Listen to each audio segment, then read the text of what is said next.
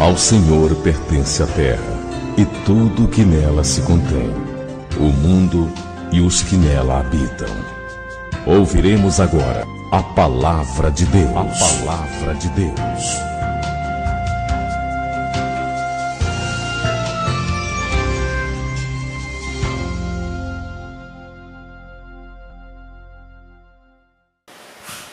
Diz assim o Senhor Deus Todo-Poderoso, as suas escrituras sagradas, no livro de Êxodo, o livro que Deus usou a Moisés, no capítulo 20, versículo 1 e 2. Diz assim: então falou Deus todas estas palavras: eu sou o Senhor teu Deus, que te tirei da terra do Egito, da casa da servidão. Amém.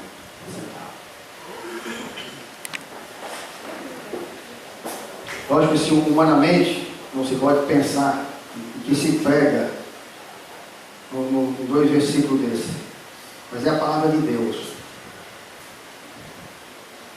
Tem que se remir o tempo para se falar tudo o que é necessário falar. Porque quando ele diz: eu sou o Senhor teu Deus, que te tirei da terra do Egito, da casa da servidão. Deus, ele usa isso em várias passagens da Bíblia, mas é uma coisa que passa tão desapercebido. Ele está avisando o que ele quer. Veja bem, é que nós reconheçamos o que ele fez por nós, de onde nós saímos. Todo mundo sabe disso.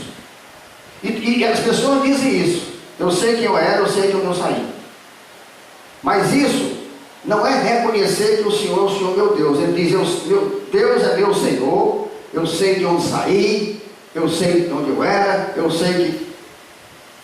Mas não quer dizer absolutamente nada. O que Deus quer, quando Ele diz isso, é que você, por saber de onde você veio, o que você cometia, e se Ele é realmente o teu Deus, você vai se preocupar em atender a Ele. A Ele. Essa chamada aqui, Deus, é até difícil, mas o Senhor vai fazer eles compreenderem. Não é você saber que Deus é teu Deus e que te tirou da terra do Egito, da casa da servidão, não. É você entender isso e na prática mostrar isso. O Senhor é meu Deus, eu estava morto, Ele me deu vida, então eu só devo a Ele. Eu só vou fazer o que for para agradar a Ele. Eu não tenho outro Senhor. Olha como vai mudando a maneira. Eu sou o Senhor teu Deus. Olha, cara, tu não tem mais nada com ninguém. Sou eu o teu Deus. Você dá para você entender isso? Tu estava preso, tu estava morto, tu não tinha nada. Tu servia apenas para servir ao faraó. Pior vai ser o inferno. Eu sou o teu Deus, aquele que te tirou da terra do Egito, da casa da servidão. Pronto. Com essa palavra, se a pessoa entendesse bem, entendi. Então, nada sem Deus. Absolutamente nada que desagrada a Deus. Não vou aceitar. Porque eu tenho vida, porque Ele me deu. Eu devo tudo a Ele. Então eu não tenho que dar satisfação a ninguém, eu não tenho que agradar a ninguém, eu não tenho... Se for para desagradar o meu Deus, eu não vou fazer. Então esse chamado é muito mais do que a gente lê. É uma lembrança de Deus, é um apelo de Deus. Rapaz, meu filho, eu sou teu Deus. Tu está entendendo isso? Eu sou. Tu sabe o que é Deus? Deus é aquele que está acima de tudo. A pessoa diz: ó, rapaz, tua mulher é teu Deus. Por quê? Porque ela manda e desmanda. Teu filho é teu Deus, tu idolatra teu Deus. Então Deus é aquele maior para você. É aquele que... E tem gente que tem mais amor pela mulher, pelo marido, pelo filho, pela filha, do que pelo próprio Deus. Então não é o teu Deus, não é esse Deus que diz aqui: eu sou o Senhor teu Deus. Então é uma lembrança lhe chamando para a atitude de quem realmente tem Deus como Deus. É uma lembrança, é um apelo. Você está entendendo? Você sabe o que é Deus? Porque eu sou o Senhor teu Deus. Tu tem que me atender, seja qual for as consequências, seja goste quem ou não. É isso que Deus quer dizer. E nós sabemos que uma das estratégias que o diabo ainda mais usa para desviar o povo de Deus e justificar o pecado é a distorção da própria palavra de Deus. Faz entender, literalmente, faz... Porque onde é que você vai entender a profundidade de uma afirmação dessa? Você está vendo que eu nunca na minha vida ia alcançar isso. É muito profundo. Se eu parasse aqui e entendesse isso, já estava bom. Mas como é que tu fala de Deus? Tu sabe que Deus é acima de tudo. Tu sabe, eu estou dizendo que eu sou o Senhor, teu Deus. Ainda diz mais o que foi que ele fez com você. Então o diabo distorce para que a gente peque. E quando a gente peca, nós saímos do paraíso da graça. Foi exatamente assim que a gente viu, distorcendo a palavra, e Satanás provocou a expulsão do homem do paraíso. Daqui a pouco nós vamos relacionar uma coisa com a outra. Está lá em Gênesis 3, né, mas a serpente mais sagaz que todos os animais selváticos que o Senhor Deus tinha feito, disse à mulher. É assim que Deus disse. É assim que Deus disse, não comerei de toda árvore do jardim? Respondeu a mulher, do fruto das árvores do jardim podemos comer, mas do fruto da árvore que está no meio do jardim, disse Deus, dele não comereis, nem tocareis nele, para que não morrais. Então a serpente disse à mulher, é certo que não morrereis. É uma sutileza que você não vê absolutamente nada. Mas ele levou a concupiscência dos olhos, ele levou e disse, não, você não vai morrer, você não vai, isso não tem perigo. É como eu dizia assim, olha rapaz, se tu continuar no pecado, o salário do pecado é a morte. Satanás vai no ouvido da pessoa e bota a dúvida, diz que não e não, até porque como Deus tem misericórdia e vai esperando, a pessoa diz, não, estou pecando faz tempo e nunca aconteceu nada, e a pessoa continua naquela vida. Ele, o Satanás, é especialista em usar a palavra de Deus fora do contexto, né? Mas aprendeu muito, a gente aprendeu muito aqui, como um pretexto para levar as pessoas a pecar. Muitos gostam porque querem pecar, outros pecam pelo engano, pela falta de conhecimento da sã doutrina, que hoje é esquecida e substituída pelo evangelho satânico da prosperidade, da permissividade. É muito tremendo. A diferença de você entender, meu Deus, quando eu peco, eu só tenho uma preocupação. Eu pequei contra ti, somente contra ti, porque o mundo aceita hoje tudo. Qualquer pecado que eu tenha, que você tenha, é aceito no mundo. Se eu for dizer, não, eu desejei uma mulher, ora, mas o que é isso, pai? Você é macho, você é isso, você é aquilo outro. Mas para o meu Deus, se eu tiver certo tipo de pensamento, eu estou pecando contra Ele. Então eu digo quando eu peco, Senhor, como Davi, contra ti, somente contra ti pequei. Eu estou preocupado com o que o mundo vai, eu estou preocupado com o meu Deus, está pensando de mim, está dizendo de mim, o que é que Ele vai fazer comigo. É isso que você tem que ter. Mas as pessoas sempre têm a desgraça de manter a reputação. Manter a reputação. Eu não quero que o irmão tal, eu não quero que a irmã tal, eu não quero que ninguém... E não se preocupa com Deus. Eu já não tenho essa preocupação. Porque se todo mundo me aprovar e Deus não me aprovar, eu estou perdido. Agora, se eu pecar, me arrepender, Deus me perdoar, pode não me perdoar quem quiser. Eu vou ficar tranquilo. Porque Deus sabe no meu coração que o meu principal objetivo é agradar a Ele. A Ele, eu não quero pecar porque eu não quero desagradar meu Deus. Mas o Satanás, ele usa a estratégia. Ele induz as pessoas a pregarem e acreditarem que o pecado hoje, ele é aceito. Inclusive eles dizem, né, que com Cristo a lei foi abolida. não é mais necessário viver os seus padrões morais. E isso eles fazem tentando usar Cristo como um passaporte, né, para pecar. Porque a facilidade de levar esse engano é tão grande, porque na verdade a obediência aos mandamentos como condição de justificação foi totalmente abolida em Cristo. Presta atenção. Por isso é que ele faz a confusão. Porque a obediência aos mandamentos como condição de justificação, ela foi totalmente abolida em Cristo. Romanos 10:4. Porque o fim da lei é Cristo, para a justiça de todo aquele que nele crê. Mas aqui o versículo já está dizendo, o fim da lei é Cristo, para a justiça. Porque Cristo se fez justiça por mim. Então eu não preciso mais da lei, porque eu já fui justificado. Você foi apresentado a lei com a culpa. Aí veio alguém e pagou por você. Então ele se fez justiça. Ele me livrou da culpa do pecado. Mas em lugar nenhum diz que eu peco agora porque posso, porque Cristo me livrou da lei. Na verdade, muitos não sabem nem o significado, né? Nem o que significa essa palavra lei. Principalmente no Antigo Testamento.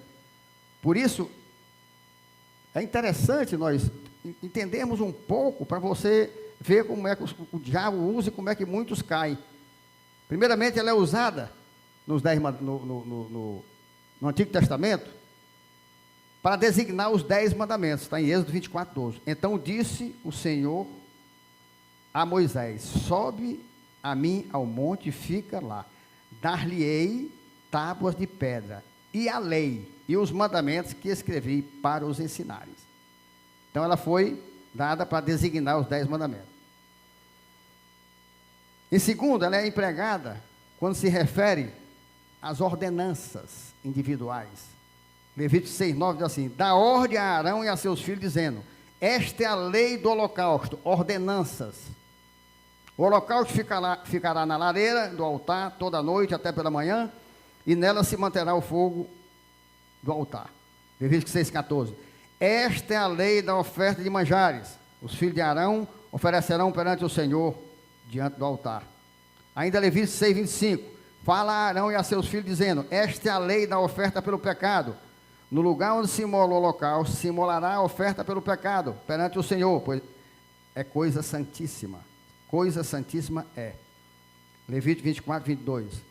Uma e a mesma lei havereis, tanto para o estrangeiro como para o natural, pois eu sou o Senhor vosso Deus. Então a gente viu aqui que foi para designar os 10 mandamentos, depois foi para determinar as ordenanças, como é que devia se fazer. E ela é usada também de uma maneira geral, abrangendo de maneira bem clara os mandamentos, juízos, ordenanças, estatutos, preceitos. Deuteronômio 4:8. E que grande nação há que tenha estatutos e juízos tão justos como toda esta lei que hoje vos proponho. Deuteronômio 4:44. Esta é a lei que Moisés propôs aos filhos de Israel. São estes os testemunhos, os estatutos e os juízos que Moisés falou aos filhos de Israel quando saíram do Egito. É interessante a gente conhecer todos os significados da lei. O que ela representa, o que é a lei? Uma hora designava os mandamentos, outra hora as ordenanças, outra hora ela falava de tudo que você disser de mandamento, juízo, preceito, é lei. Josué 8:34. Depois leu todas as palavras da lei, a bênção e a maldição, segundo tudo que está escrito no livro da lei. Então, toda a palavra de Deus é a lei de Deus. 1 Reis 2:3. Guarda os preceitos do Senhor teu Deus, para andares nos seus caminhos, para guardares os seus estatutos e os seus mandamentos, e os seus juízos e os seus testemunhos, como está escrito na lei de Moisés, para que prospere em tudo quanto fizerem por onde quer que fores. Vamos ser mais Malaquias 4:4. Lembrai-vos da lei de Moisés, meu servo, a qual lhe prescrevi em Horebe, para todo o Israel, a saber, estatutos e juízos. Então fica bem claro aqui o que Deus queria dizer com lei.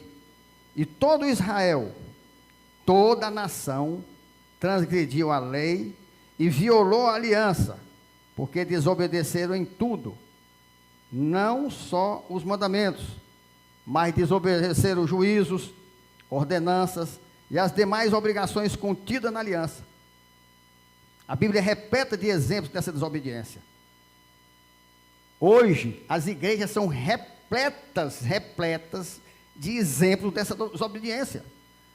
O cara acha que ele pode... Ora, você está vendo por que é que Deus diz? Aquele que faz tudo, a lei manda, e falha num ponto, falou em todo ele. Porque a lei é o resumo de tudo. Estatuto, preceitos, mandamentos, juízos, ordenanças, tudo. Ela é completa, ela é indivisível. Então, se você falhou numa, você falhou em tudo. É por isso, é porque a lei significa isso.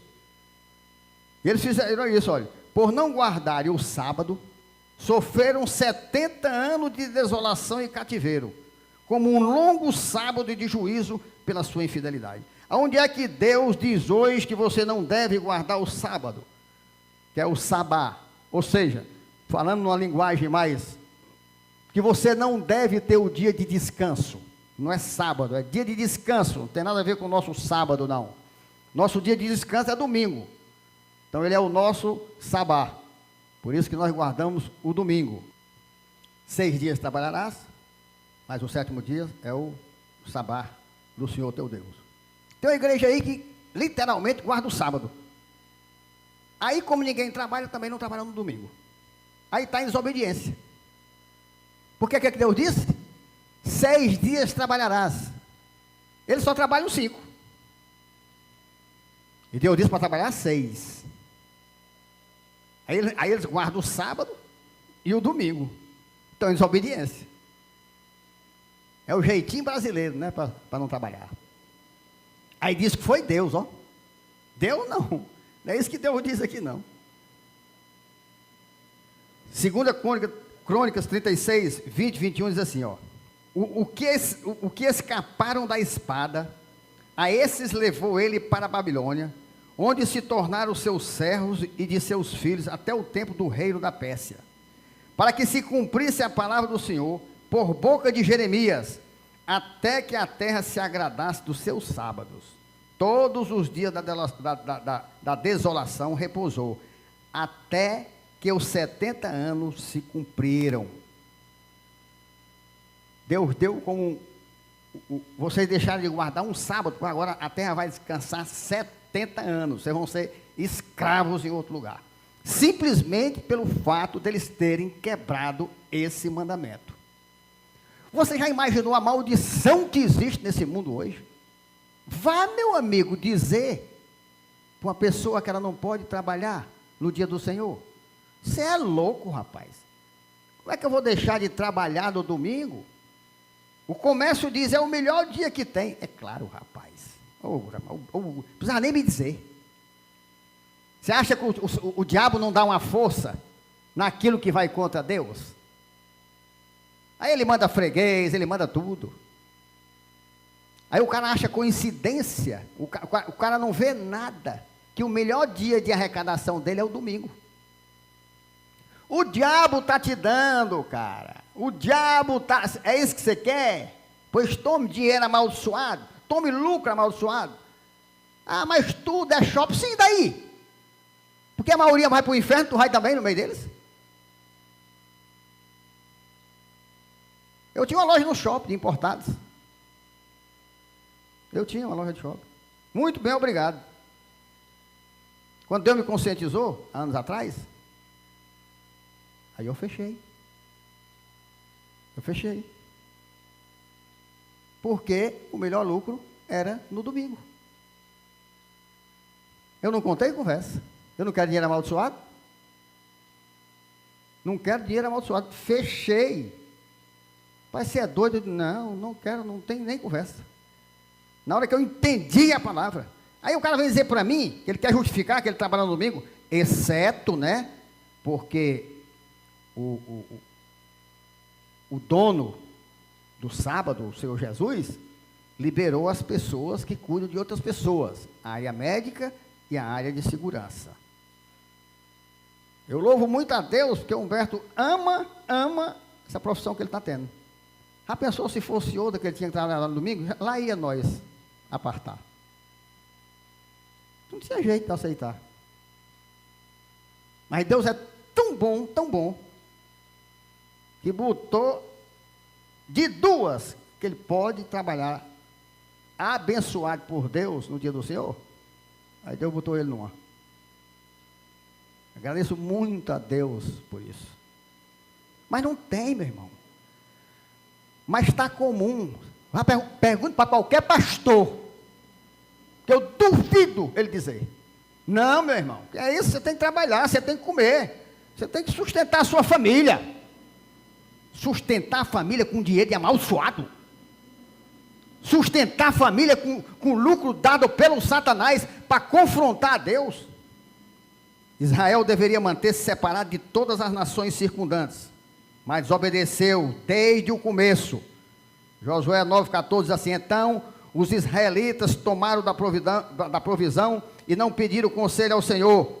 Josué concedeu-lhe paz e fez com eles aliança de lhes conservar a vida. E os príncipes da congregação lhe prestaram juramento. Ao cabo de 3 dias, depois de terem feito aliança com eles, ouviram que eram seus vizinhos e que moravam no meio deles, e que Deus tinha dito: mata tudo, não fica nenhum.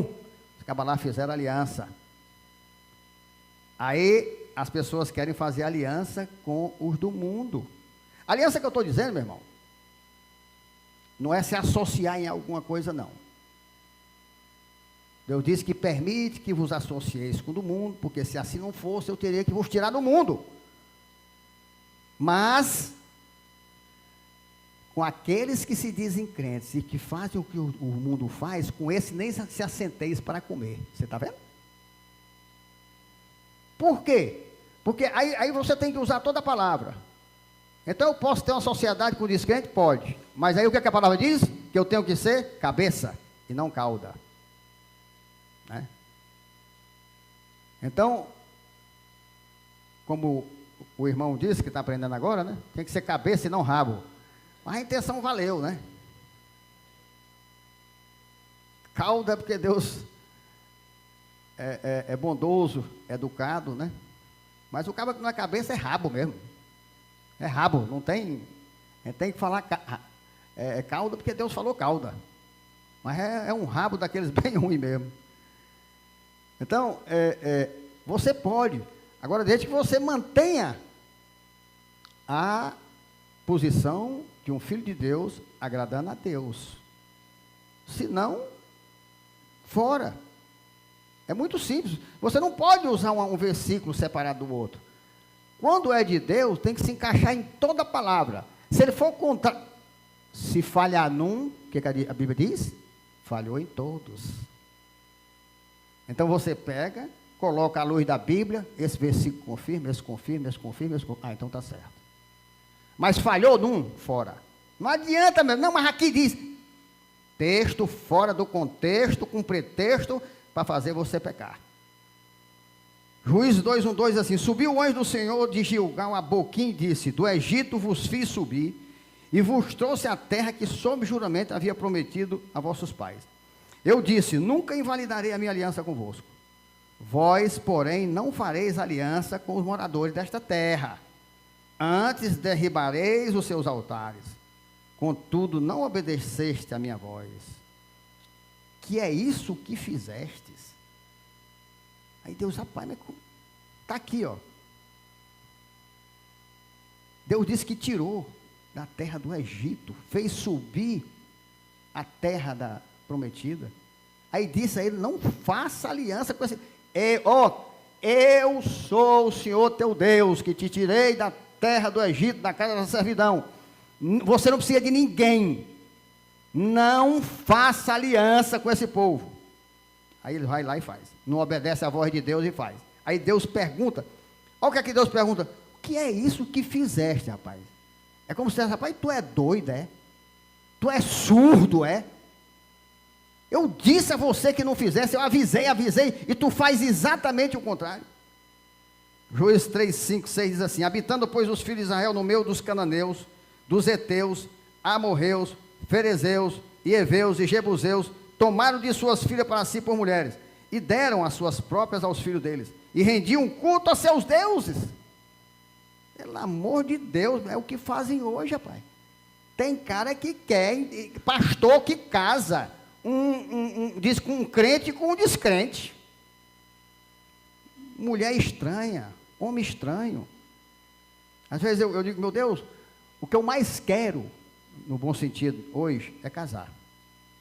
Sou doido por mulher, para aquela que Deus tem para mim. Não tem moralidade, não tem lascívia. Que é isso, pastor? Você sabe qual é a diferença? Olha, a atração do homem por uma mulher, ela vem de Deus. Pastor, como é que eu diferencio lascívia? É quando você tem por todas as mulheres. Você olha para uma e tem tara por ela, aí passa outra, sai tara, e fica feito aqueles velhos sem vergonha. Para toda mulher que passa. Dia desse, tacou as ventas numa coluna, no shopping. Se virando para trás para olhar. Quase quebra as ventas. Bateu na coluna. Olhando para... Isso sim. Mas Deus... Eu querer uma mulher... Desejar uma mulher... Pronto, agora ela tem que ser nos moldes de Deus. Eu posso me iludir que essa mulher vai ser do mundo, rapaz. Essa mulher vai ser de outra denominação, de outra religião, de outra... Não pode, rapaz. É estrangeira. Eu não posso. Então é muito mais difícil. Eu peço uma mulher a Deus porque eu creio no Deus do impossível. Mas para ela passar no crivo de Deus, para se tornar uma só carne com o pastor Humberto, meu amigo, só Deus. Só Deus. Agora veja aí. Você está vendo o que é? Vontade, doido para casar. Aí com arruma de exigência. Ora, mas aí o cara diz, tu não quer casar? Eu quero, rapaz. Mas eu não quero casar desagradando meu Deus. Meu problema é esse. Ele é Deus. Se Ele quiser, Ele vai mandar uma perfeita para mim. Uma que adore a Ele, seja submissa a Ele, uma mulher virtuosa, piedosa, uma mulher auxiliadora idônea, uma companheira, amiga e uma tremenda do amante. Eu deixei o melhor para o último, né? O primeiro é o mais importante, que é ser adorador a Deus. Tem o mais importante, né? Que nós devemos fazer acima de tudo. E é aquilo que você gosta aqui. Por ficar no último é importante para mim. Mas tem que ficar por último, porque primeiro é adorar a Deus. Está vendo? Você fala e você tem que explicar, porque senão, pastor, o que é isso? Pois eu sou. Por isso ore. Porque eu vou dizer uma coisa. Por isso é que eu digo, se Deus me mostrar, é negócio de 1 mês, 2. É o tempo de arrumar as coisas. Porque é tão impossível uma mulher se encaixar nesses requisitos que Deus manda eu ter, que eu fico humanamente desanimado. Eu digo, não tem como. Mas Ele é Deus, eu peço todo dia. Eu peço todo dia. Você está vendo onde é que se encaixa esse exemplo? É que você pode querer tudo, mas você não pode querer nada que desagrade a Deus. Então não tá errado eu desejar uma mulher, rapaz. Está errado eu desejar muitas mulheres, a lascívia. Como a mulher também, desejar a muitos homens. É igual a cadela no cio, é o primeiro cachorro que pegar. Não pode ser assim. Você está vendo a diferença? É só essa. Aí vem os legalistas e dizem, vixe, rapaz, ele tem isso, ele quer isso, ele deseja isso, mas ele devia ser... Conversa, rapaz. Eu estou aqui. Eu sou homem. A atração é uma coisa de Deus dada ao homem para ele ter para a mulher. Agora, eu sou um homem de Deus, eu não sou um animal. para ter lascívia e desejo por toda fêmea. O homem de Deus tem atração, desejo por a mulher de Deus que Deus tem para ele. O homem do mundo, ele tem lascívia. Ele não é homem, ele é um macho atrás de fêmeas. Essa é a grande diferença. Israel deveria rejeitar a idolatria e abominar o uso de imagens religiosas. Êxodo 24, não farás para ti imagem de escultura, nem semelhança alguma do que há em cima nos céus, nem embaixo na terra, nem nas águas debaixo da terra. Não as adorarás, nem lhe dará culto, porque eu sou o Senhor teu Deus, Deus zeloso, que visito a iniquidade dos pais nos filhos até a terceira e quarta geração daqueles que me aborrecem. Mas faço misericórdia até 1000 gerações daqueles que me amam e guardam o meu mandamento. Não farás para ti mais de escultura, nem semelhança alguma do que há em cima, nos céus, nem embaixo da terra, nem nas águas debaixo da terra. Não adorarás, nem lhe darás culto. Tudo que for parecido com essas coisas, você não pode pegar um peixe, você não pode pegar nada e adorar como se fosse Deus. Você não pode representar Deus em imagem nenhuma. Deuteronômio 4, 15, 18 diz, guardai, pois, cuidadosamente a vossa alma. Olha aí. Pois aparência nenhuma viste no dia em que o Senhor, vosso Deus, vos falou em Horebe. O que é isso aqui? Vamos bem rapidinho, só para você ver o que é isso aqui. Guardai, pois, cuidadosamente a vossa alma. Pois aparência nenhuma viste no dia em que o Senhor, vosso Deus, vos falou em Horebe. O que é que ele está dizendo? No dia que eu falei para vocês, vocês viram a minha aparência como de um peixe? Vocês viram como do homem? Vocês viram como de um leão? Vocês viram como...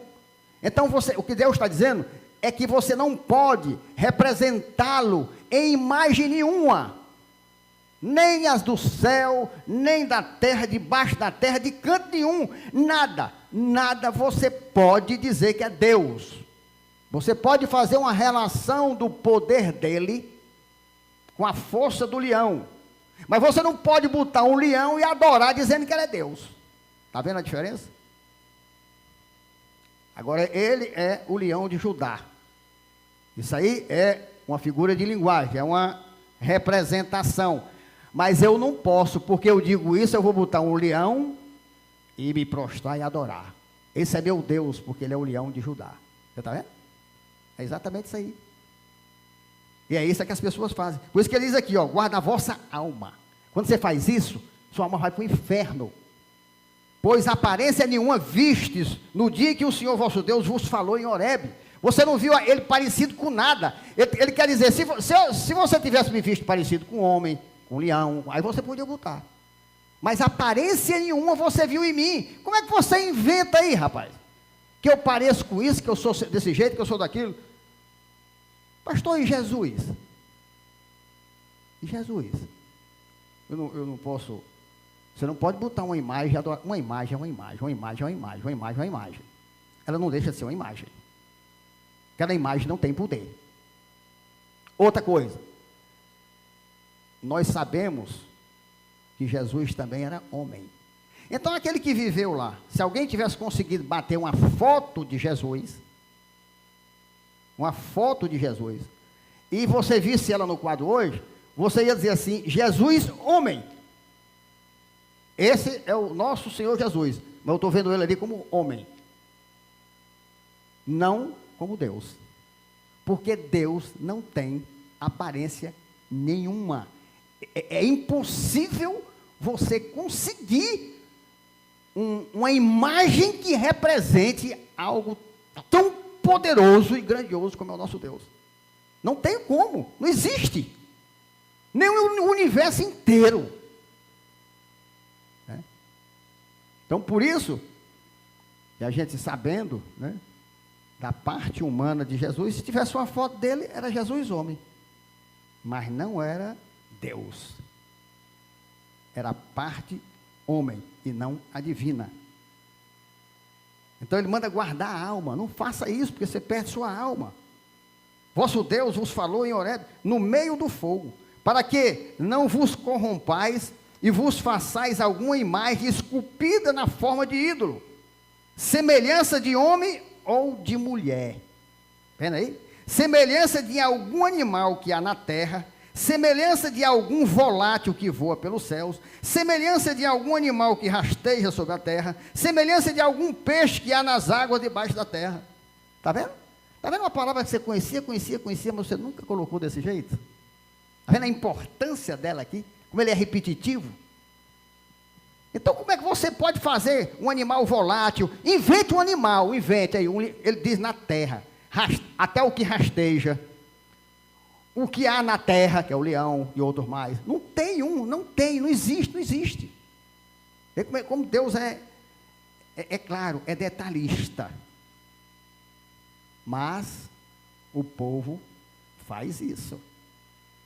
O povo, mas desde o dia em que o Senhor determinou este mandamento, o povo que se diz de Deus descumpre vergonhosamente. Juízes 2:11 diz assim: então fizeram os filhos de Israel o que era mal perante o Senhor, pois serviram aos Baalins.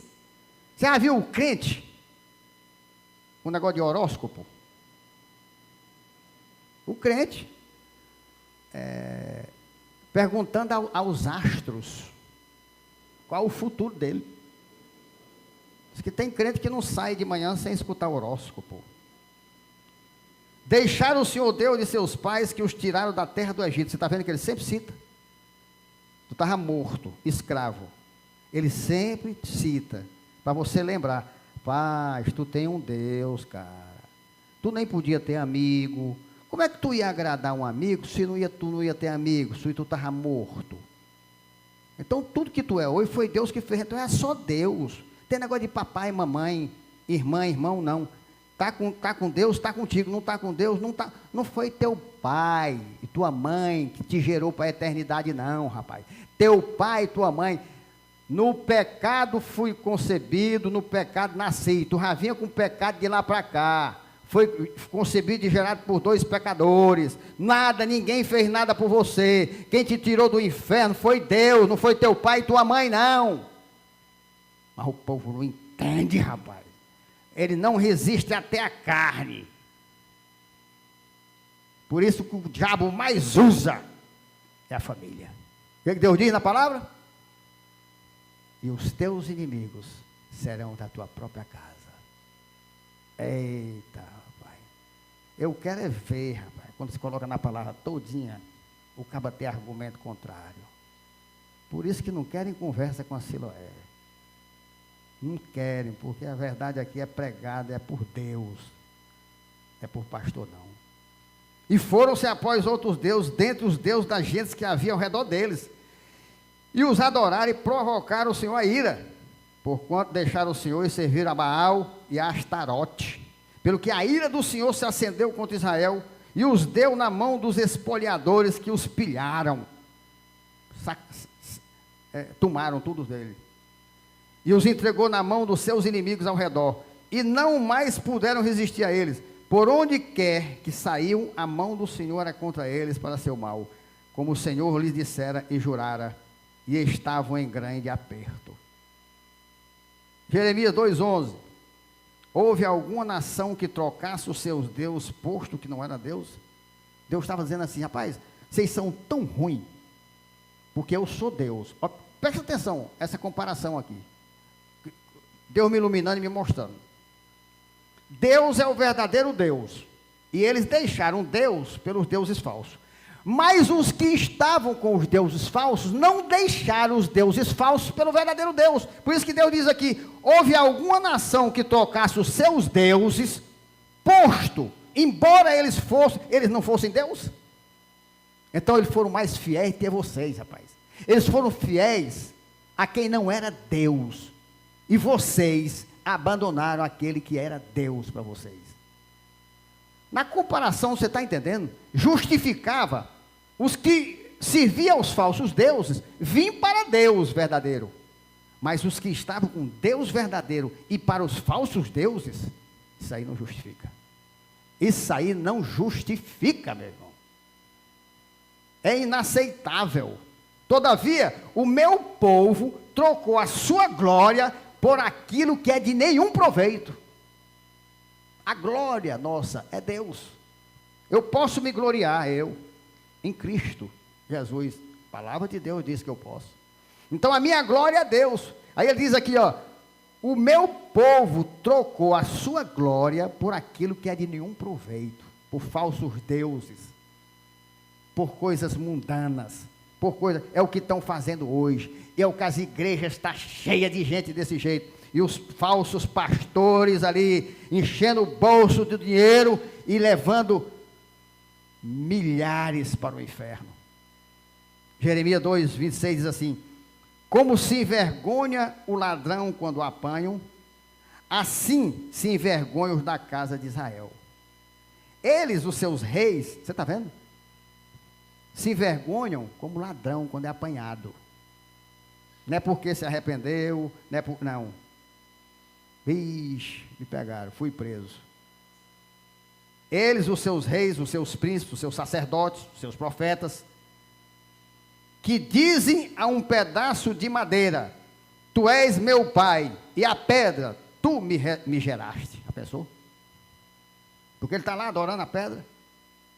É o ídolo feito de pedra, é o ídolo feito de ouro, é o ídolo feito de pau. Pois me viraram as costas e não o rosto. Interessante, né? Continuaram olhando para Deus, mas o coração deu as costas para Deus. Olham para Deus, mas não obedecem, não atendem a Deus. Mas em vindo a angústia dizem: levanta-te, livra-nos. Não é desse jeito. Está lá adorando o pau, adorando a pedra, bota o altarzão.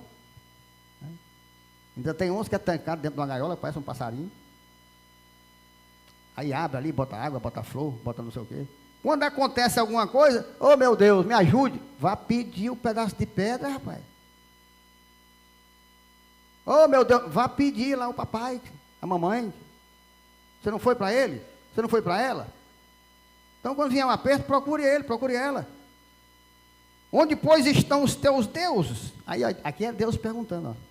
Onde, pois, estão os teus deuses que para ti mesmo fizeste? Eles que se levantem, se te podem livrar no tempo da tua angústia. Porque os teus deuses, ó Judá, são tantos como as tuas cidades. Eles estão cheios de Deus no coração, rapaz. O povo está cheio de Deus no coração, cheio. Mas o único Deus não aceitam. Aí Deus pergunta assim: por que contendeis comigo? Vocês são doidos, rapaz? Vocês vão teimar logo comigo, brigar logo comigo. Todos vós transgrediste contra mim, diz o Senhor. Da mesma forma que o Israel daquela época procedeu, assim faz o Israel de hoje. Pelo menos grande parte do povo que se diz de Deus. Jeremias 11:10 diz assim: tornaram as maldades de seus primeiros pais, que recusaram ouvir as minhas palavras, andaram após outros deuses para o servir. A casa de Israel e a casa de Judá violaram a minha aliança, que eu fizera com seus pais. Ninguém pode medir as consequências terríveis de não se guardar hoje o sábado. Coisa que está tão comum, está todo mundo caindo. Você vai nas igrejas e manda levantar que 80%, 100% dos que têm trabalho no domingo, trabalham no domingo. 100% que o negócio é bom no domingo, trabalham. Não tem nenhum que o negócio seja bom no domingo, que ele não trabalhe no domingo. É um amaldiçoado, rapaz.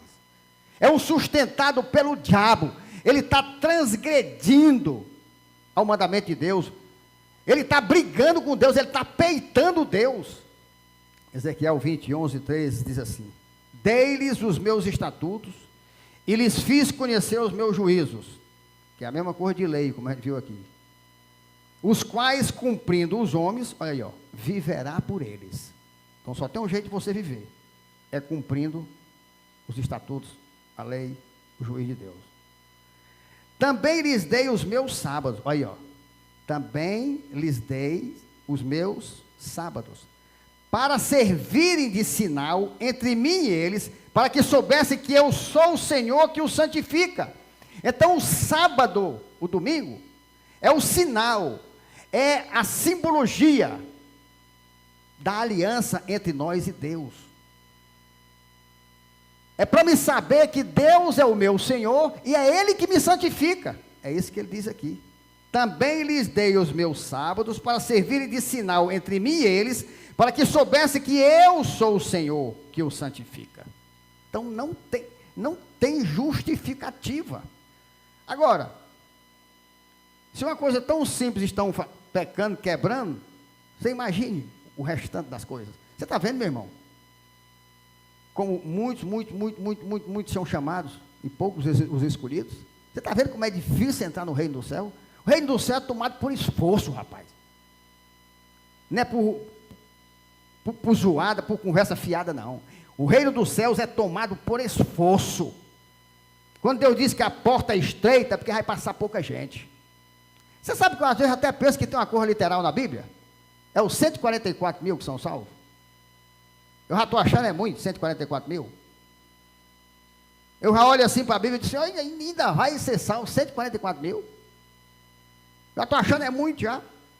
Quando você vai para a luz da Bíblia. Por isso que às vezes penso, meu Deus, e eu? Onde é que eu fico? Eu tenho temor, às vezes penso que não sou. Se Jesus voltasse eu não subia. Só falta me pelar. Pensa num temor grande. Aí o cara faz o que faz, ó. Faz o que faz no sábado, trabalha no domingo, faz o que... E diz que é salvo. Aí vai à igreja, louva a Deus, levanta os braços para Deus. Mas a casa de Israel se rebelou contra mim no deserto, não andando nos meus estatutos, rejeitando os meus juízos, os quais, ó aqui, ó, cumprindo o homem, viverá por eles. E profanaram grandemente o meu sábado. Você está vendo como ela é insistente no sábado, no sábado, no sábado? Então eu disse que derramaria sobre eles o meu furor para os consumir. Eita, rapaz. Não, pastor, isso não existe não, tá bom. Ninguém poderá se livrar da maldição do descumprimento da palavra. Por mais costume que o mundo tenha colocado, por mais que seja aceito por todo mundo, se for contra a palavra, é maldição. A outra coisa, infidelidade no dízimo. É outra coisa que a gente paga um preço alto. Tem muito ladrão amaldiçoado dentro das igrejas. A começar por uma ruma de pastores. Ele rouba as ovelhas. Aí do roubo, era para ele dar 10%. Mas ele não dá. Porque ele acredita naquele ditado do mundo, que ladrão que rouba ladrão tem 100 anos de perdão. E a eternidade no inferno. Ele pode até ter os 100 anos de perdão, mas ele vai ter a eternidade no inferno. Malaquias 3, 7, 10. Desde os dias de vossos pais, ó, vos desviaste dos meus estatutos e não os guardaste, está vendo? A lei. Tornai-vos para mim, e eu me tornarei para vós outros. Olha, você está vendo que parece que muda. Muda de contexto, sai do contexto. Porque diz assim, ó. Tornai-vos para mim. Ei, rapaz, volte para mim, se vire aqui para mim. Aí eu vou voltar para você também. Diz o Senhor dos Exércitos. Mas vós dizeis, em que havemos de tornar? Roubará o homem a Deus? Olha aí, ó. É? Ele está dizendo assim, olhe, volte a ser fiel no dízimo. O cara sabia, ele sabia o que Deus estava falando especificamente do... Se torne para mim nessa área, rapaz. Você não está sendo fiel aqui. Aí, olha a resposta. Em que havemos de tornar? O que é que nós temos que fazer para o Senhor que a gente não está fazendo? Roubará o homem a Deus? Sabe por que eu não estou entregando o dízimo, eu estou roubando a Deus?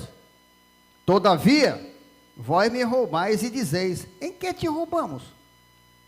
Presta atenção. Em que te roubamos? Porque você só rouba aquilo que é do outro. Como você trabalha e bota seu dinheiro no bolso, aí você diz, não é meu, é meu. Se eu não der a Deus, eu não estou roubando não. Foi eu que trabalhei, foi eu que suei, foi eu que consegui. Aí você vai e diz, não, em que eu te roubo? Só porque eu não estou dando o dízimo, eu estou te roubando? Não, tá. Por quê? que a palavra diz? Que tudo é de Deus, né? Ele é dono do ouro e da prata. O dinheiro que tu ganha é dele. É dele o dinheiro e é dele a capacidade que ele te deu para ganhar. Aí o cara vai e não entrega, porque é ele que trabalha.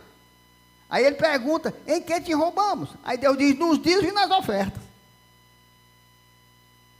E tem gente que é fiel no dízimo e infiel na oferta. Pastor, por que Deus, eu digo, oh, Senhor, o Senhor devia ter misericórdia. Botasse lá algum dízimo mais alto e não falasse em oferta. Mas Deus não faz. Sabe por quê? É porque Ele quer saber. Se você der só o dízimo, é obrigação. Aí Ele deixou uma parte para o seu coração. Aí você é que decide. Rapaz, é estreito. É estreito. Porque, olha, eu penso, meu Deus, o dízimo é isso aqui, é a oferta. Mas, Senhor, é um dízimo alto. E mais a oferta. Eu digo, eita, rapaz, é difícil. E Deus disse que rouba nos dízimos nas ofertas. Ele deixou as ofertas para o seu coração. Olha, se você não oferta, hoje peça perdão. E nunca mais roube a Deus nas ofertas. Porque não se rouba a Deus só nos dízimos, se rouba nas ofertas também. Eu sou um que tenho muito temor, principalmente quando Deus me dá o privilégio de entregar um dízimo alto, eu digo, e agora? Porque vai logo no coração, o dízimo é alto, né? Nem precisa oferta. Não. Dízimo é uma coisa, foi determinada por Deus. Oferta Ele deixou a seu critério, mas sem escolha. Você tem que ofertar. Você tem que ofertar. Isso é pregação, meu irmão. Olha o que acontece com essas pessoas. Com maldição sois amaldiçoado, porque a mim me roubais, vós a nação toda. Estou dizendo? Trazei todos os dízimos à casa do tesouro, para que haja mantimento na minha casa. E provai, ministro, diz o Senhor dos Exércitos, se eu não vos abrir a janela do céu e não derramar sobre vós bênçãos sem medidas. Que é isso, Deus? Está sendo comprado? Ele é fiel à palavra dele, rapaz. Isso é como um pai. Isso é como um pai que o filho faz as coisas e o pai tem alegria em presentear o filho. E ele sabe que tudo que o filho tem é dele e o filho é grato. Por isso, Deus é justo, Deus é bondoso, Deus é misericordioso. Ele não lhe dá porque está sendo comprado por obrigação, não. Ele lhe dá por alegria. Eu vou abençoar meu filho, que filho fiel que eu tenho, que prazer eu ser pai desse filho. É nesses termos, não é porque você está dando nada a Deus, não. Não é o que você dá, é a atitude de devolver com alegria, o respeito, o temor. É isso que Deus avalia para lhe abençoar. Ora, antes tinha a lei e o povo pecou, dizendo que não podia cumprir a lei porque era muito dura. Agora o povo peca porque afirma que Cristo acabou com a lei, que Cristo é o fim da lei. Nós lembramos que né? Romanos 10:4, porque o fim da lei é Cristo, para a justiça de todo aquele que crê. Mas para a justiça, para lhe purificar, para lhe tirar do pecado, não para você continuar pecando. Na verdade, Cristo é o fim da lei, porque Cristo é o fim do pecado. E após a sua vida, não justifica mais vivermos pecando, se estamos realmente nele. O que temos que entender é que o cumprimento dos mandamentos hoje, presta atenção, não nos leva à salvação, mas a salvação pela fé em Cristo nos leva ao perfeito cumprimento dos mandamentos. Você entendeu? O cumprimento, eu cumpri o mandamento, não é o que me salva, não. Mas a salvação que eu recebi pela fé em Cristo, se eu realmente sou salvo, eu cumpro os mandamentos. Então não sou salvo porque eu cumpro o mandamento. Eu cumpro o mandamento porque eu sou salvo. É muito, muito tremendo. Ou seja, a obediência à lei não é mais um meio do homem ser aceito por Deus, porque as ordenanças religiosas da dispensação mosaica não passavam de tipos e sombras dos quais Cristo é o perfeito cumprimento e substância. Vamos ver só Colossenses aqui, estamos quase terminando. Colossenses 2:11. Nele também foste circuncidado. Olha aí, ó. Nele, em Cristo, tu foste circuncidado. Quer dizer que você não é mais do mundo. Você é de Deus, porque quem era circuncidado no Antigo Testamento, todo mundo sabe que era o povo de Deus, que eram os filhos de Deus. Em Cristo eu fui circuncidado. Não precisei circuncidar o meu prepúcio, mas sou circuncidado. Então, se perguntar para você, você é circuncidado? Você diz, sou. Embora você nunca tenha cortado o seu prepúcio. Então, você fez aquela cirurgia? Não. Então, você não é circuncidado? Eu sou, em Cristo. Porque a Bíblia me dá autoridade para dizer isso. Aqui, ó. Continuando aqui, a confirmação. Não por intermédio de mãos, mas no despojamento do corpo da carne. Eu tenho que explicar isso aqui para vocês. Eu fui circuncidado não pela mão dos médicos, mas pelo despojar do meu corpo da carne. Ou seja, o meu corpo despojou, jogou fora a carne. Saiu a carne, entrou o espírito. Eu não fui circuncidado pela mão de homens, mas pelo despojar do corpo da carne. Tem que explicar, porque senão o cara não entende. Despojar do corpo da carne. O meu corpo expulsou, o meu corpo despojou, botou para fora a carne. Então eu sou circuncidado. Que é, olha aqui a confirmação, que é a circuncisão de Cristo, tendo sido sepultados juntamente com ele no batismo, no qual, olha aí, ó, tendo sido sepultado juntamente com ele no batismo. Rapaz, é muito lindo, é muito tremendo, pai. Então eu fui sepultado com Cristo no batismo. O batismo representa meu sepultamento com Cristo. Ele morreu pelos meus pecados, me justificou. Ele foi sepultado. Eu fui sepultado com ele. Aí eu vou para o batismo, pronto. Do jeito que Cristo desceu, eu também. Aí já subi, nova criatura. No qual igualmente foste ressuscitado. Olha aí. Está vendo aqui toda a sequência? Da mesma forma, você foi ressuscitado, mediante a fé no poder de Deus, que o ressuscitou dentre os mortos. Pronto. Fechou a sequência perfeita, perfeita, perfeita. A palavra de Deus falando tudo o que nós fazemos e somos e praticamos na simbologia. Olha aqui, e a vós outros que estáveis mortos pelas vossas transgressões e pela incircuncisão da vossa carne. Você estava morto. E pelas transgressões e pela incircuncisão da carne. Nem eu estava morto pelos meus pecados. E também não era de Deus, porque nem na carne eu era circuncidado. Não tinha para onde correr. Eu não tinha esperança para mim. Aí ele diz assim, vos deu vida juntamente com ele, perdoando todos os nossos delitos, tendo cancelado o escrito de dívida que era contra nós e que constava de ordenanças, está vendo? O qual nos era prejudicial, removeu inteiramente, encravando-o na cruz e despojando, mais uma vez, expulsando, botando para fora, despojando os principados e as potestades, publicamente os expôs ao desprezo, triunfando deles na cruz. Coisa linda, rapaz. É quando você lê a palavra de Deus iluminado pelo Espírito Santo. É quando você vive isso. É quando você sabe. Deus faz você entender o que você está falando. Parece que eu estou lá. Parece que eu estou vivendo esse momento. É muito lindo. Algo que estava na letra passa a ser algo totalmente tangível, algo totalmente entendível, despojando os principados e as potestades, publicamente os expôs, porque quando Cristo foi para lá, ele acabou com os demônios, ele expôs tudinho, ele envergonhou tudinho, com aquela atitude dele. Que coisa linda, rapaz. Hebreus 9 diz assim, olha aí, ó. Com efeito, quase todas as coisas, segundo a lei, se purificam com sangue. Veja bem. E sem derramamento de sangue, não há remissão.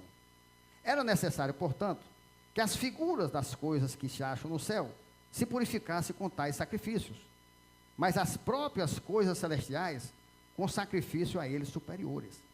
Porque Cristo não entrou em santuário feito por mãos, figura do verdadeiro, porém no mesmo céu, para comparecer agora por nós diante de Deus, nem ainda para se oferecer a si mesmo muitas vezes, como o sumo sacerdote, cada ano entra no Santo do Santo com sangue. Ele está dizendo que é diferente aquele sacrifício humano. Agora acabou-se. Ele foi o sacrifício necessário, último, eterno, o sangue precioso dele. Ora, neste caso, seria necessário que ele tivesse sofrido muitas vezes, desde a fundação do mundo. Ora, se ele fosse um sacerdote comum, aí ele tinha que morrer uma, volta, morre duas, volta, não. Mas ele não era, ele era um... Mas qual é a diferença, pastor? É que o sacerdote que fazia o sacrifício era um pecador que fazia sacrifício por ele e pelo povo. E Cristo não era pecador. Então não precisava fazer mais de uma vez. Ele anulava todos os pecados. Nesse caso seria necessário que ele tivesse sofrido muitas vezes, desde a fundação do mundo. Agora, porém, ao se cumprir os tempos, se manifestou uma vez por todas para aniquilar, pelo sacrifício de si mesmo, o pecado.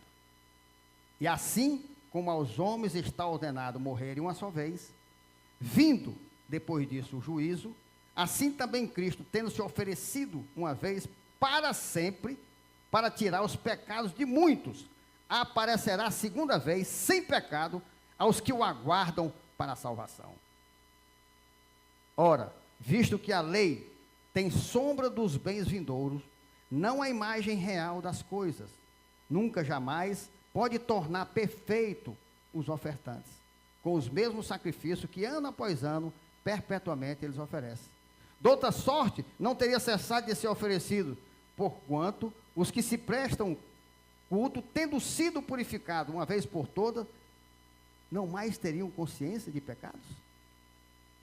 Entretanto, nesse sacrifício faz-se recordação de pecados todos os anos, porque é impossível que o sangue de touro, de bode, remova o pecado.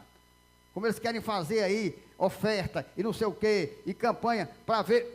Nada, pecado não se tira com nada, somente Jesus. Não adianta fazer qualquer coisa se você não obedecer aos mandamentos de Deus, se você não viver Cristo. Cristo é o único que tira pecado. Por isso que eu digo, se eu pecar, for para Cristo, me arrepender, Ele me perdoar, eu não quero nem saber quem é que me condena, meu irmão. Eu quero saber se Cristo me perdoou, se Ele está em mim. Por isso que eu adoro cada vez mais. E tenho temor de perdê-lo. Por isso, ao entrar no mundo, diz, sacrifício e oferta não quiseste, antes um corpo me formaste, não te deleitaste com holocaustos e ofertas pelo pecado. Então eu disse, eis, aqui estou, no rolo do livro da vida, está escrito a meu respeito, para fazer, ó Deus, a tua vontade. Depois de dizer como acima, sacrifício e oferta não quiseste, nem holocausto e oblações pelo pecado, nem com isto te deleitaste, coisas que se oferecem segundo a lei. Então acrescentou, eis aqui estou, para fazer, ó Deus, a tua vontade. Remove o primeiro, para estabelecer o segundo. Nessa vontade é que temos sido santificados, mediante a oferta do corpo de Jesus Cristo, uma vez por todas. Ora, todo sacerdote se apresenta dia após dia, a exercer o serviço sagrado e oferecer muitas vezes os mesmos sacrifícios, que nunca jamais podem remover pecados. Jesus, porém, pastor, o que é? Porque para que era isso? Para que era isso? É rápido, mas é necessário que você aprenda essas coisas. O que Deus queria dizer é que o pecado, ele traz a morte e o derramamento de sangue. O pecado traz a morte e derramamento de sangue. Ou você vem para Cristo que lhe tirou o pecado, ou você fica no mundo pecando e vai ter derramamento de sangue e morte. Aí as pessoas dizem assim, porque Deus cruel, permitia que matasse os bichinhos.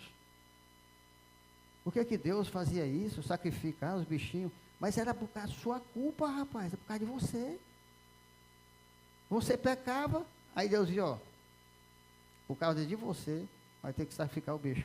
Não tem nada a ver com a história. Derrama o sangue dele, derrama o sangue desse bicho inocente.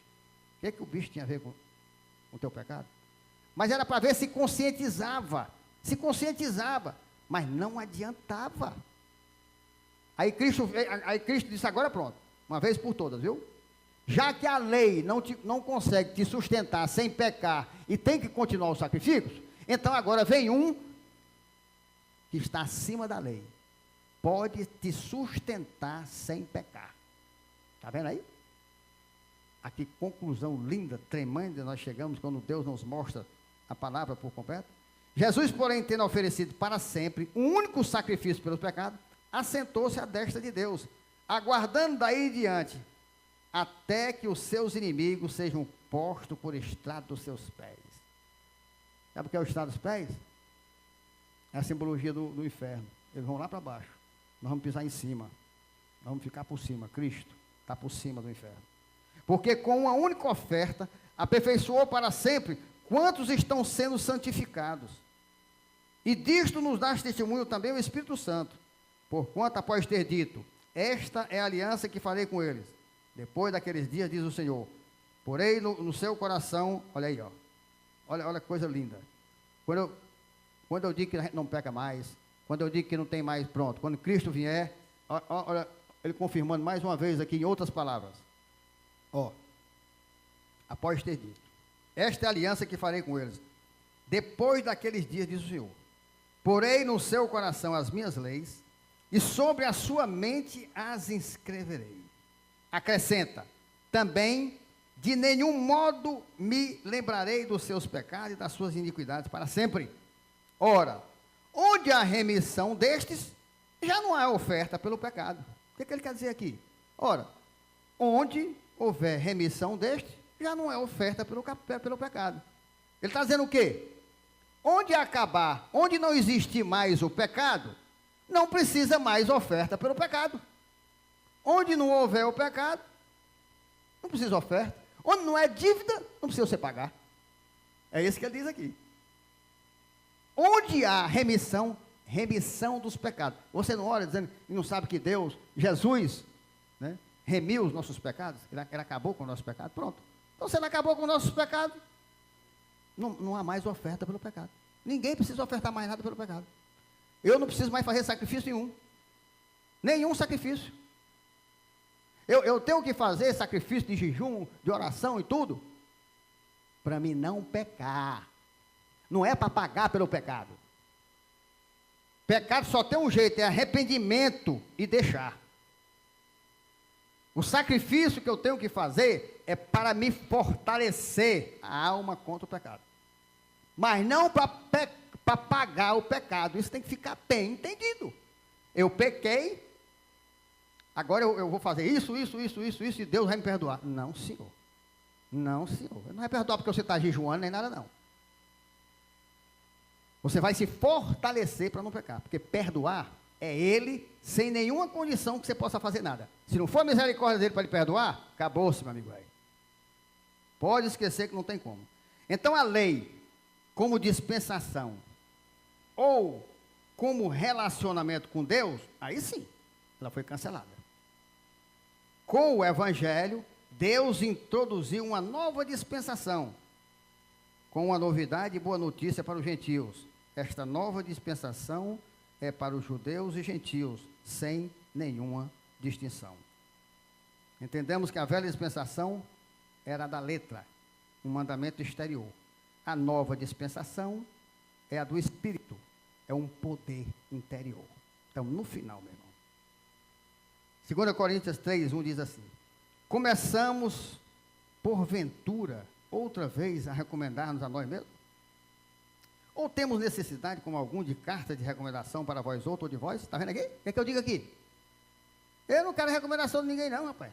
Nem preciso estar me recomendando. Não, meu negócio é com Deus. Minha preocupação é com Deus. Se eu estiver bem com Ele. E sabe qual é meu temor? É que eu peco, rapaz. Meu desespero, eu vou lá me preocupar com o que pensam de mim. Eu estou preocupado. É quando meu Deus, me ajude, Senhor. É o que diz aqui. Vós temos a nossa carta escrita em nosso coração, conhecida e lida por todos os homens. Vocês sabem, vocês conhecem a minha vida de confissão de pecado, de temor, eu não preciso de recomendação de ninguém, não. Estando já manifesto como carta de Cristo. Olha aí. Cristo escreveu a minha carta, a minha recomendação, produzida pelo nosso ministério, escrita não com tinta, mas pelo Espírito de Deus vivente, não em tábuas de pedra, mas em tábuas de carne, isto é, nos vossos corações. Não é mais daquele jeito, agora é o Espírito que me usa, e vai no seu coração. Eu não boto mais numa pedra, eu não boto mais, você não, ali é a velha dispensação, agora nós estamos na nova dispensação. Olha o que ele diz aqui, e é por intermédio de Cristo que temos tal confiança em Deus, não que por nós mesmos sejamos capazes de pensar alguma coisa, como se partisse de nós. Pelo contrário, a nossa suficiência vem de Deus, o qual nos habilitou para sermos ministros de uma nova aliança, não da letra, mas do Espírito, porque a letra mata, mas o Espírito vivifica. Por quê que a letra mata e o Espírito vivifica? Porque a letra determinava a morte de quem pecava. E quem é que não peca? Então todos morreriam. O Espírito vivifica. Por quê? Porque o Espírito neutralizou a lei. Ele cumpriu as exigências da lei. A justiça da lei foi cumprida em Jesus Cristo.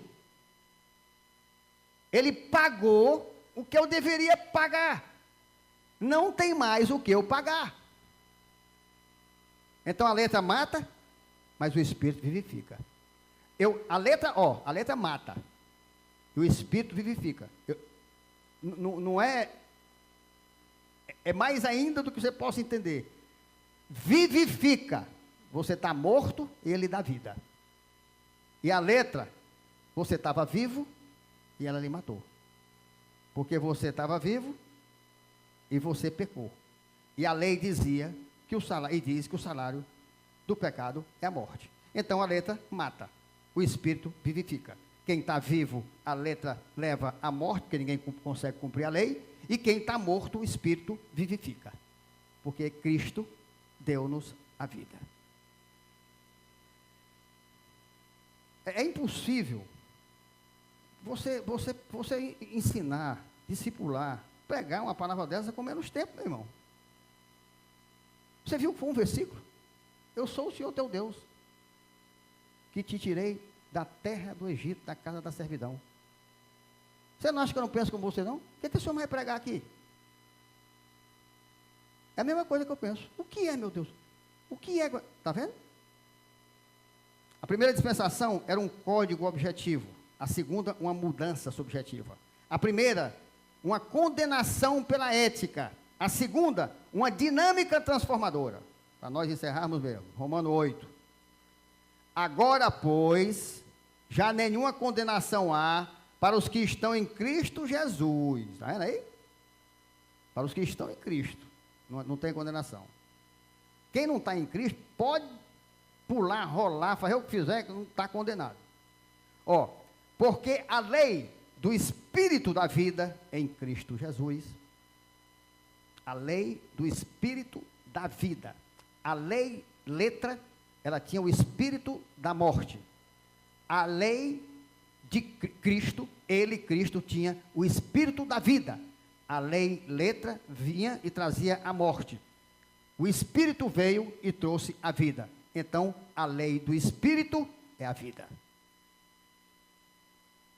Em Cristo Jesus, te livrou da lei do pecado e da morte, está vendo? A lei do Espírito da vida, em Cristo Jesus, te livrou da lei do pecado e da morte. Porquanto, o que fora impossível à lei, no que estava enferma pela carne, está vendo? Era impossível a lei salvar, porque a carne estava doente, não tinha ninguém que cumprisse a lei, não tem. Isto fez Deus, enviando o seu próprio Filho em semelhança de carne pecaminosa, e no tocante ao pecado, e com efeito condenou na carne o pecado. Por isso que Jesus tinha que vir em carne. Para que Deus condenasse o pecado na carne. Para que se cumprisse a lei que dizia que a carne tem que morrer. Meu irmão, glorifica a Deus. O que Deus nos dá aqui, sabe o que é? Eu vou dizer, é um tremendo curso verdadeiro pelo Mestre Espírito Santo de Deus de teologia. Isso aqui você recebe nas melhores faculdades do mundo. Se Deus permitir que o homem que esteja dando aula seja iluminado. Porque senão você sabe quando é que você recebe isso aqui? Nunca. Nem eu, nem você, nem ninguém. E com efeito, Deus condenou Deus na carne o pecado, a fim de que o preceito da lei se cumprisse em nós. Agora em Cristo, eu cumpri a lei. Que não andamos segundo a carne, porque se Cristo está em mim, eu não ando segundo a carne, mas segundo o Espírito. Está vendo aí? Porque os que se inclinam para a carne cogitam das coisas da carne, mas os que se inclinam para o Espírito, das coisas do Espírito. Por quê? Está vendo como é repetitiva a palavra, né? O pendor da carne dá para a morte. O salário do pecado é a morte. O pendor, você pender para a carne, você querer a carne, atender a carne, é morte. É morte. Mas o pendor do Espírito, você pender para o Espírito, se você se inclinar para o Espírito, para a vida e paz. Vida eterna e paz aqui, enquanto eu aguardo o meu Salvador. O pendor para o Espírito me dá paz aqui e me dá a vida eterna. Por isso o pendor da carne é inimizade contra Deus, pois não está sujeito à lei de Deus. É inimizade contra Deus, por quê? Porque ele não se sujeita à lei de Deus, porque a lei de Deus abomina o pecado. Aí diz assim, ó, nem mesmo pode estar. Nem mesmo pode estar. Não pode, você não foi escolhido. Você não foi escolhido para ter o pendor pelo Espírito. É isso que quer dizer isso aqui. Ó, porque, por isso o pendor da carne é inimizade contra Deus, pois não está sujeito à lei de Deus, nem mesmo pode estar. Porque ninguém é sujeito à lei de Deus por querer, mas por eleição. Por isso que eu luto para pender para a lei de Deus, porque eu creio que Deus me elegeu, me escolheu e faz com que eu penda para o Espírito, em vez de eu pender para a carne. Embora a carne venha atente e eu escorrega aqui, escorrega com a lei, Deus me levanta e vai nessa luta até ele voltar. Pelo poder do sangue de Jesus, eu vou resistir ao Satanás. Eu vou resistir ao Satanás. Portanto, os que estão na carne não podem agradar a Deus. Vós, porém, não estáis na carne. É uma coisa que Paulo disse aqui, eu digo para vocês. Meu irmão, você não pode estar direto no pecado, você não pode estar. Vós, porém, olha como Deus disse, coisa boa. Agora o que é que ele diz em seguida? Ó, vós, porém, não estáis na carne, mas no Espírito. Ó, presta atenção. Vós, porém, não estáis na carne, mas no Espírito. Se de fato o Espírito de Deus habita em vós. Aí está certo. Se de fato habita em vós, você não está na carne, você está no Espírito. Você pode até pecar, errar. Ou você vai se consertar ligeiro demais. Ligeiro demais. E não justifica. Porque o que Deus quer é esse temor e o conserto imediato. Você imagine, não era muito mais fácil eu viver no pecado, não? Você está pensando que às vezes eu não vou andando, olho. Esses dias eu me peguei dando a segunda olhada, eu digo, Satanás, que o Senhor te repreenda, meu Deus, me perdoe. Não é por aí. Isso aqui foi a carne, Senhor, que eu abomino. Eu não tenho conversa não, meu irmão. Deus sabe logo, eu confesso logo. Confesso logo. Agora, o cara tem a esposa, tem tudo, está numa boa, tem muito mais condição de lutar menos contra o pecado do que eu, rapaz. Por isso que Deus manda eu não aceitar o pecado. Porque eu podia dizer assim, mas também, entenda aí, para que eu estou aqui, caindo pelas tabelas. Deus não quer saber disso, não. Eu tenho Cristo. Eu tenho que me lembrar que tem Cristo. Eu não aceito, meu irmão, o cara transgredir a lei do trânsito, tomar o meu direito, e eu mirar com o cara, embora eu não diga nada com ele. Mas eu fico indignado. Não é para me fazer isso, não é. Isso é coisa da carne. Eu não posso me incomodar com essas coisas. Eu tenho que ter mansidão. Mansidão é ver o meu direito tomado e eu glorificar a Deus. Então eu fico triste. Eu fico triste quando eu penso no cara fazer alguma coisa, eu não revidar, mas eu em revidar. Só em eu pensar em revidar, olha, me dá uma tristeza, meu Deus, eu caí. No trânsito. Dia desse eu tive vontade de abrir um vidro e dar um cotoco pro cara. Eu digo, eita Senhor, a carne velha voltou aqui, foi uns 100 anos atrás, não foi? Tenha misericórdia de mim, Senhor. Que negócio imundo que está aqui dentro de mim. Eu abençoo a vida desse homem. Eu abençoo, Senhor. Satanás, que o Senhor te repreenda. Agora, olha, quem tu anda massacrando, eu vou abençoar, viu, Satanás? Eu vou abençoar. Senhor, me perdoe, tenha misericórdia de mim. Eu não aceito. Eu luto, meu irmão. Agora você imagina agora, doido para casar? Aí diz o Senhor, duplica os anjos. Porque a luta é grande. Ele diz assim, ó. Se porém Cristo está em vós, o corpo, na verdade, está morto por causa do pecado. Presta atenção. O corpo está morto por causa do pecado. Porque como você pecou, o pecado não traz a morte. Aí você já morreu. Porque você foi sepultado com Cristo.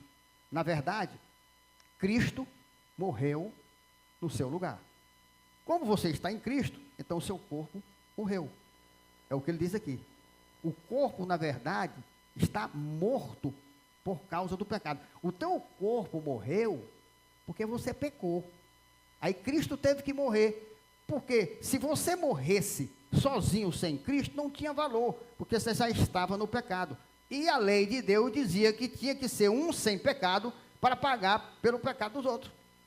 Então, seu corpo está morto por causa do pecado. Acabou-se. Entenda que se o teu corpo está morto, como é que ele ainda quer dar as ordens a você, rapaz? Ele está te enganando, cara. Repreenda isso. Mas o Espírito é vida por causa da justiça. Tu tem vida porque a justiça de Deus foi cumprida em Cristo. E com Cristo você morreu, e com Cristo você ressuscitou. Sem dúvida, é algo maravilhoso. Eu nunca pensei, assim, que Deus fosse nos dar uma aula tão tremenda e ao mesmo tempo, um ensino com temor para a gente viver isso. Ó, se habita em vós o Espírito daquele que ressuscitou a Jesus dentre os mortos. Olha aí, ó, olha que coisa tremenda. Agora foi para Deus. Aí fala do Pai, do Filho e do Espírito. Se habita em vós o Espírito daquele que ressuscitou a Jesus dentre os mortos. Quem é o Espírito daquele que ressuscitou Jesus dentre os mortos? Deus. Ele habita em vós? Esse mesmo que ressuscitou Cristo Jesus dentre os mortos, vivificará também o vosso corpo mortal. O teu corpo está morto. Agora ele vai vivificar o Espírito daquele que ressuscitou Jesus dentre os mortos. Esse mesmo que ressuscitou Jesus, vai ressuscitar o seu corpo que foi morto pelo pecado, e você vai ressuscitar para a vida.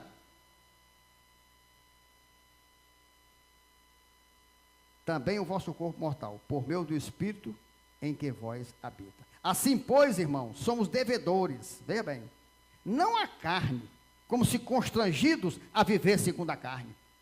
Então eu tenho que me conscientizar que eu tenho poder e autoridade sobre a carne. Eu não sou constrangido a atender a carne. Não sou. Só se eu quiser. Mas se eu usar da fé que Deus fala aqui, em Cristo Jesus, eu ressuscitei com Ele. Meu corpo morreu para a carne, ressuscitou para a vida no Espírito daquele que ressuscitou Jesus. É tremendo demais, rapaz. Então eu não sou devedor da carne, coisa nenhuma não. Eu não tenho que estar atendendo a carne não, rapaz. Como se constrangidos a viver segundo a carne? De jeito nenhum. Porque se viver de segundo a carne, caminhais para a morte. Mas se pelo Espírito mortificardes os feitos do corpo. Olha aí. Se pelo Espírito mortificardes, matardes o efeito, a vontade do corpo, certamente vivereis. Pois todos os que são guiados pelo Espírito de Deus são filhos de Deus. Porque não recebeste o espírito de escravidão, para viverdes outra vez atemorizados. Eu não recebi o espírito de escravidão. O espírito de escravidão, para vocês entenderem, foi dado quando o pecado chegou.